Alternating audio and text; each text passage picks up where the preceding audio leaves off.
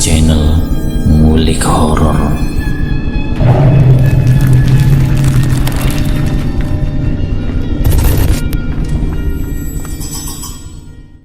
Assalamualaikum warahmatullahi wabarakatuh. Kembali lagi di channel Ngulik Horor. Channel ini menceritakan tentang kisah-kisah misteri. Kali ini saya akan membawakan kisah misteri yang ditulis oleh @penulis malam 94. Kalian juga dapat mengunjungi tweet beliau langsung ya. Nanti linknya saya akan sediakan di kolom deskripsinya. Oh ya, di dalam cerita ini nama dan tempat disamarkan semua ya, untuk menjaga privasi pihak yang terlibat di dalamnya. Yuk, daripada kita lama-lama, langsung saja kita simak ceritanya. Bismillahirrahmanirrahim. Kali ini saya akan membawakan kisah misteri yang berjudul Pelet Darah Haid. Berlatar tahun 2017-an. Waktu itu aku tidak sengaja bertemu dengan Amel, sahabatku saat masih bekerja menjadi SPG kecantikan, salah satu di mall besar di Jakarta. Aku dan Amel saat itu bisa dibilang menjadi dekat, karena seringnya kita bertemu dalam satu tempat pekerjaan. Sifat Amel yang menurutku humoris, loyal dan tidak mau banyak mengomentari urusan orang lain, membuatku mudah akrab bergaul dengannya. Seringkali jika aku berada di shift malam, aku tidak segan menyempatkan waktu untuk menginap di indekos Amel, karena jarak kos-kosanku bisa dibilang cukup jauh. Singkat cerita, aku dan Amel sempat lost kontak selama kurang lebih 6 bulan, ketika Amel memutuskan untuk racing duluan dari pekerjaannya dan pindah ke kos-kosan yang lain. Kebetulan ketika itu handphoneku pun hilang, sehingga aku benar-benar kehilangan jejak sahabatku Amel. Suatu waktu saat aku sedang bekerja seperti biasa, Amel datang untuk menemuiku. Percakapan ringan pun mengalir antara aku dan Amel. Karena aku masih dalam tugas menjaga stand kosmetik saat itu, aku memberikan isyarat kepada Amel jika aku akan menemuinya setelah pulang kerja. Amel mengangguk dan membuat janji untuk bertemu di kosnya yang baru, yang juga tidak jauh dari mall itu. Dengan bermodalkan alamat yang diberikan, segera aku memesan ojek online agar cepat sampai di kosan Amel, karena tidak tahan untuk saling bertukar cerita. Sesampainya di sana, sudah ada Amel yang menungguku di gerbang kos. Aku segera masuk di dalam kamarnya dan sedikit berbasa-basi. Kosan kamu yang sekarang besar juga nih. Aku juga pingin pindah nih. Kayaknya Mel. Soalnya kan aku jauh ngekos dari Teluk Gong sampai ke Gajah Mada pulang pergi, ucapku sambil menyulut sebatang rokok mil. Aku kemarin sempat pindah-pindah kos kok Fit. Berasa kayak buronan hidupku. Nah, kebetulan saja aku ketemu kos di daerah sini, karena kan lumayan dekat sama Golden Trolley, tempat kerja Amel yang baru. Aku yang penasaran kemudian mencecar Amel dengan beberapa pertanyaan mengganjal di benakku.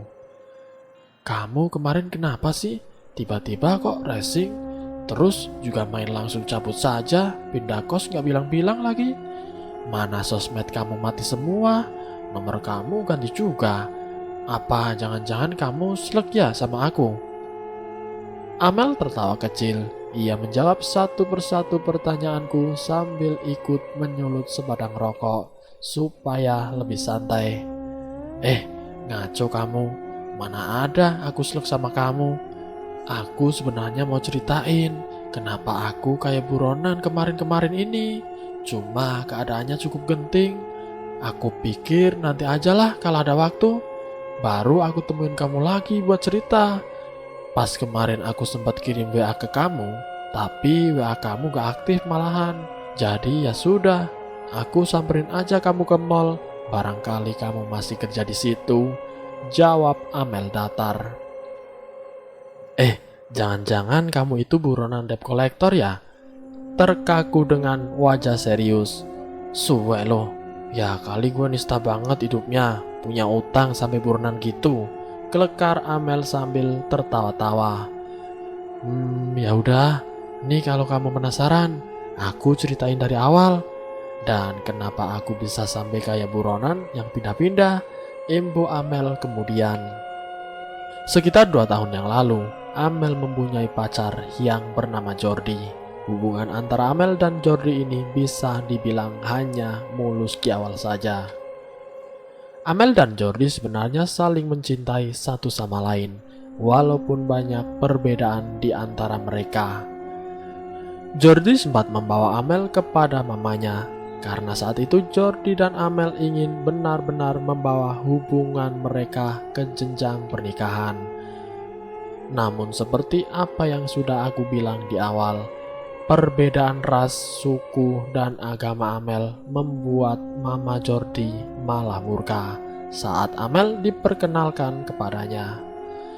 Mama Jordi langsung mengusir Amel dan memarahi Jordi agar tidak berhubungan pacaran dengan Amel. Di saat-saat itulah hubungan antara Amel dan Jordi mulai merenggang. Hubungan yang terjalin baik di awal kini bagaikan sebuah neraka bagi Amel dan Jordi. Setiap hari pasti selalu saja ada pertengkaran antara mereka berdua.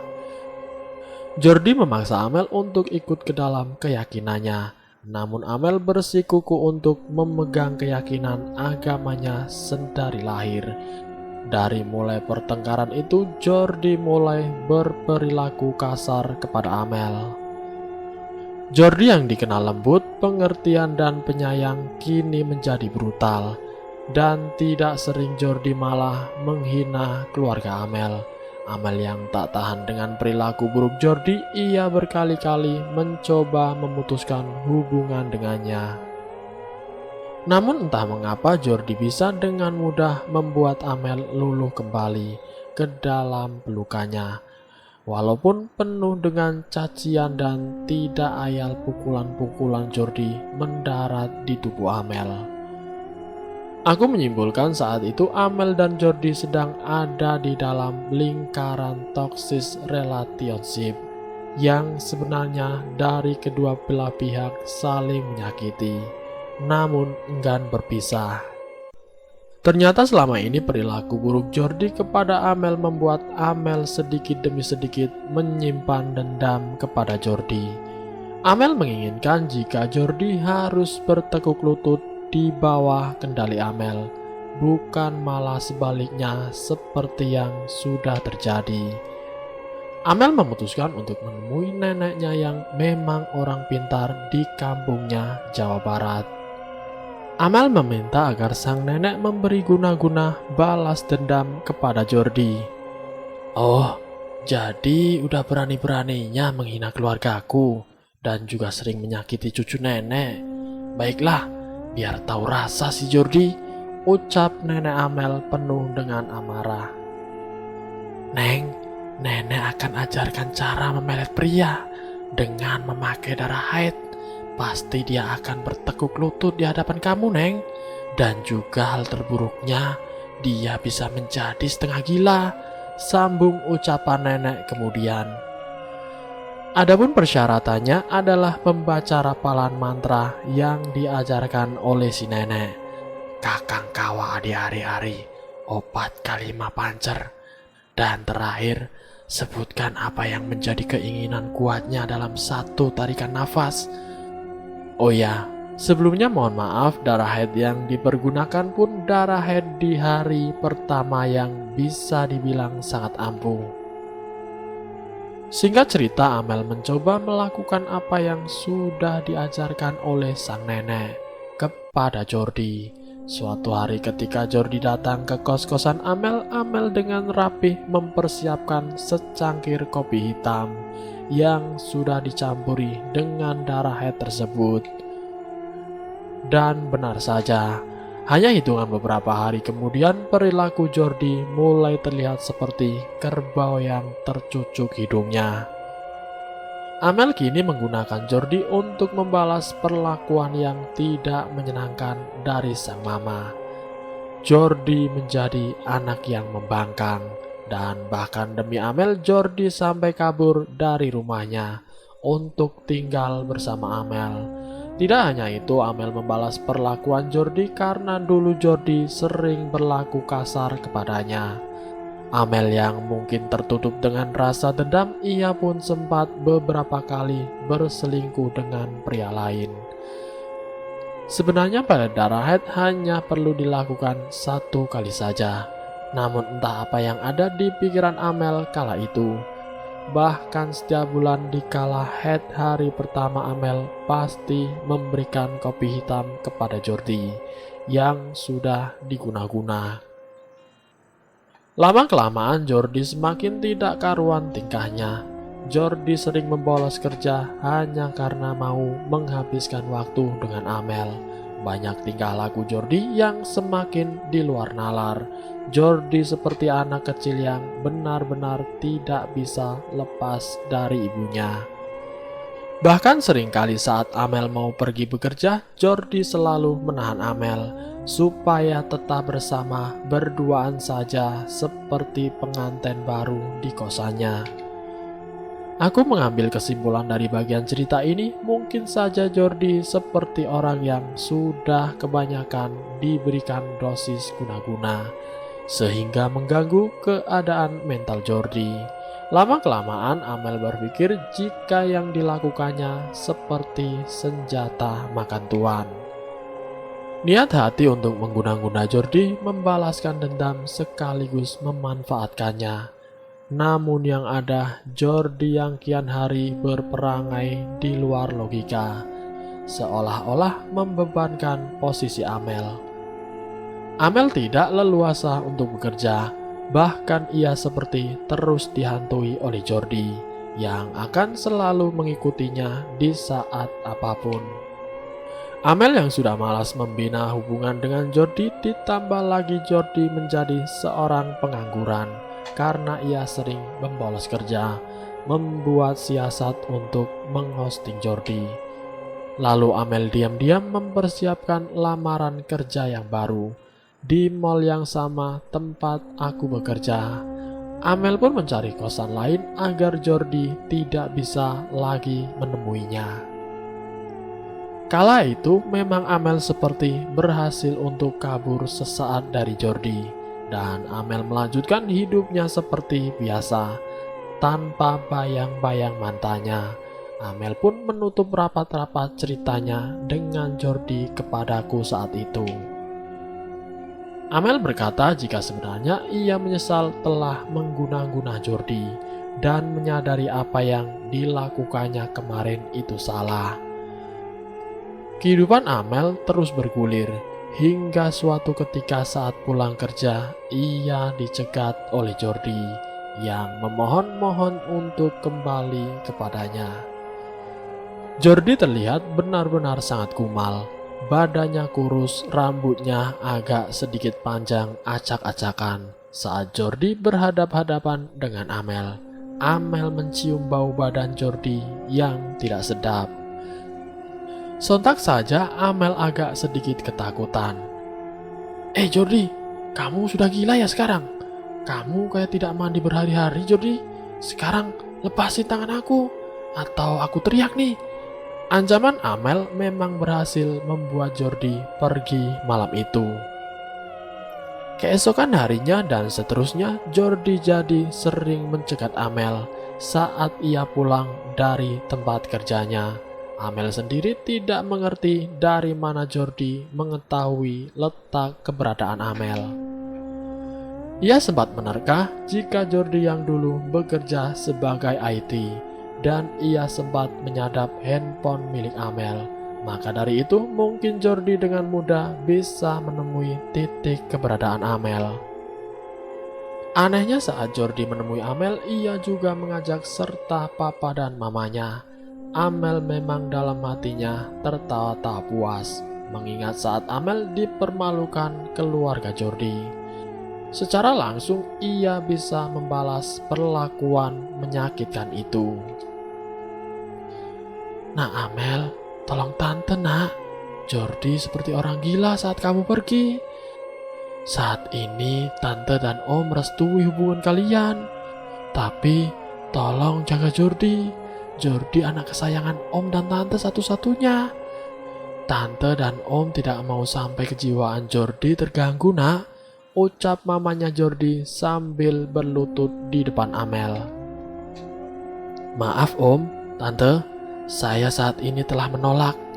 Benar yang dulu om dan tante bilang, saya ini cuma wanita pribumi yang berbeda kasta sama kalian.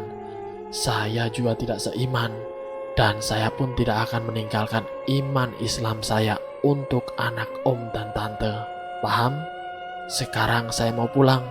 Tolong bawa anak kalian dan jangan pernah ganggu saya lagi, ucap Amel meninggalkan mereka bertiga. Papa Jordi sempat menahan kaki Amel dan membujuk Amel. Tidak apa-apa nak, biar Jordi yang mengikuti keyakinan agama kamu. Kami ikhlas kok, ucapnya mengibah. Om, maaf ya, cuma kesabaran saya sudah habis. Sudah tidak bisa lagi hubungan saya dan Jordi ini berlangsung. Pergilah kalian, timpal Amel ketus. Bukannya menyerah, Jordi malah semakin gencar mengganggu kehidupan Amel. Hingga pada akhirnya Amel memutuskan untuk kembali racing, pindah kos-kosan sampai menjual handphone lamanya. Amel pun meneruskan ceritanya. Selama ia berpindah kos, ia selalu merasa dihantui oleh Jordi.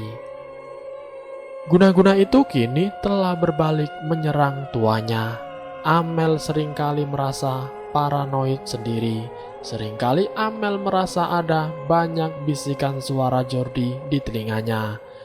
Dan setiap Amel pergi keluar, hampir setiap lelaki yang ia lihat adalah mirip dengan Jordi. Merasa sudah sangat tidak masuk di nalar, Amel segera menemui neneknya kembali. Alah, kumaha sih neng kamu teh, mani gegabah. Sang nenek yang marah kemudian melepahkan sirih di mulutnya. Ngapain kamu ngasih pelet darah haid itu banyak-banyak? Sekarang kan yang ada berbalik menyerang ke kamu, ucap nenek menjelaskan. Terus saya harus gimana, Nek? Tanya Amel kemudian. Aduh, kamu harus segera menyeberang pulau kalau mau sembuh. Begini saja, kamu temui sekalian bersilaturahmi pamanmu Robi yang ada di Lampung. Biar dari sini nenek ikut membantu untuk menghancurkan guna-guna pelet itu, ucap nenek menjelaskan. Tanpa menunggu waktu yang lama, Amel segera pergi ke daerah sang paman di Tulang Bawang. Dalam perjalanannya, ia masih terus dihantui rasa bersalah dengan apa yang telah ia lakukan kepada Jordi. Setelah melewati laut dan sampai di pelabuhan, perlahan Amel merasa pandangannya seperti normal kembali. Ia pun sejenak tidak mendengar suara-suara Jordi yang menggema di telinganya. Amel melanjutkan perjalanan ke rumah pamannya dan menginap selama 3 malam. Lalu kemudian kembali ke Jakarta. Sesaat setibanya di Jakarta, Amel yang masih diliputi rasa bersalah, ia kemudian langsung datang menemui Jordi ke rumahnya. Di sana Amel masih disambut baik kedua orang tuanya. Namun Jordi benar-benar sudah seperti kehilangan kesadarannya. Ia tertawa-tawa sendiri dan berbicara sendiri. Tubuhnya pun memprihatinkan. Sudah tidak ada lagi Jordi yang tegap perkasa dan wajahnya yang tampan. Sang mama pun menangis menceritakan kejadian yang menimpa anaknya Jordi. Lagi dan lagi, mama dan papa Jordi meminta supaya Amel bisa menyembuhkan Jordi. Namun Amel masih tetap menolak. Sebaiknya anak tante dibawa keluar pulau. Kalau om dan tante mau anak kalian sembuh, ucap Amel memberikan jalan keluar untuk mereka. Amel pun jujur mengakui dirinya telah mengirimkan guna-guna ilmu pelet kepada Jordi. Karena Jordi berperilaku kasar dan orang tuanya sudah keterlaluan menginjak-injak harga diri Amel sebagai wanita. Walaupun terbesit ada rasa kesal di wajah orang tua Jordi, namun kini yang terpenting adalah anak mereka satu-satunya bisa kembali menjadi lelaki normal. Akhirnya Jordi segera dibawa sang ibu ke Pulau Kalimantan, karena kebetulan ibu Jordi banyak memiliki kerabat di pulau itu.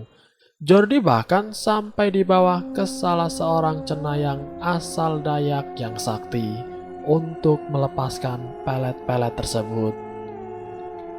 Untuk Jordi sendiri, proses penyembuhannya memanglah tidak instan, memerlukan waktu berbulan-bulan untuk menetralisir ilmu pelet tersebut. Akhirnya cerita Amel mengungkapkan jika setelah ia menyelesaikan permasalahannya dengan Jordi, ia kembali melamar pekerjaan sebagai SPG di Mall Gordon Truly Jakarta, dan ia berhasil membuka lembar baru kehidupannya. Dan selesai. Itulah kisah misteri yang berjudul Pelet Darah Haid. Semoga kisah ini bisa menjadi pembelajaran buat kita semua. Ambil sisi yang baik dan buang jauh-jauh sisi yang buruknya. Semoga kita semua dijauhkan dari hal-hal yang seperti itu. Dan semoga pula kita selalu dalam lindungan Allah Subhanahu wa Ta'ala. Terima kasih sudah mampir di channel kami. Jika kalian tertarik dengan video kami, silahkan tekan tombol like, share, dan komen. Tekan subscribe untuk mengikuti video kami selanjutnya. Wassalamualaikum warahmatullahi wabarakatuh.